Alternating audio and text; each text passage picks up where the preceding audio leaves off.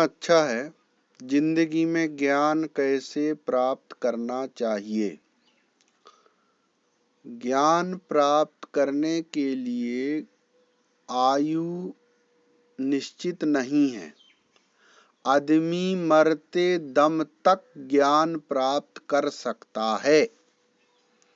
मेरे भाई, बच्चा गर्भ में जब रहता है ना,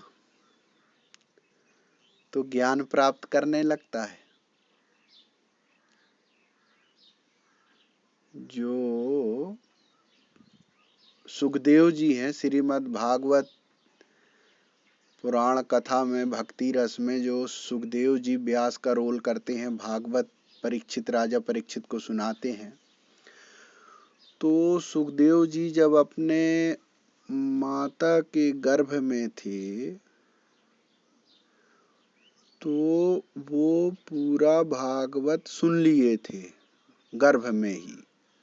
इसलिए माता के गर्भ से 12 साल तक बाहर नहीं आए कि ये संसार बेकार है, ये माया है, माया लग जाएगी, जड़ है। क्योंकि जड़ में जब चेतना रहती है तो ही वो जिंदा रहता है।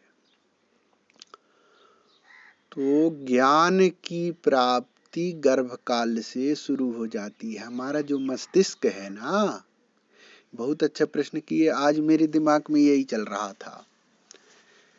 एक तो छुट्टी भी चल रही है, ये मेरे दिमाग में यही चला ही रहा था कि ज्ञान जो है गर्भकाल से शुरू हो जाता है। मस्तिष्क का विकास शुरू से हो जाता है। सबसे पहले मस्तिष्क का ही विकास।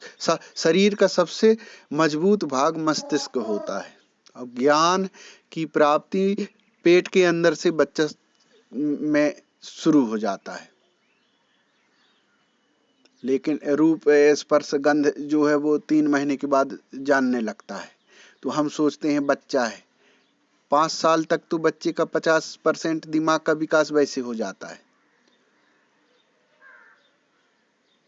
लेकिन ज्ञान प्राप्त करने के लिए किशोरावस्था, बस जन्म से लेके किशोरावस्था तक का ज्ञान प्राप्त कर सकते हैं।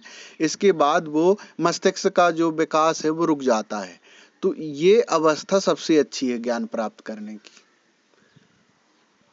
सभी को ध्यान भी देना चाहिए इसमें कि हम बच्चों के छोटे में उनके मस्तिष्क के विकास के जो कारण हैं या उनके सीखने की जो पद्धतियां हैं, उनमें खुद सुधार करें, घर में भी और स्कूल में भी, और उस पर ध्यान दें। वो ज्ञान का विकास अनमोल चीज है, उसका कोई लिमिट नहीं है।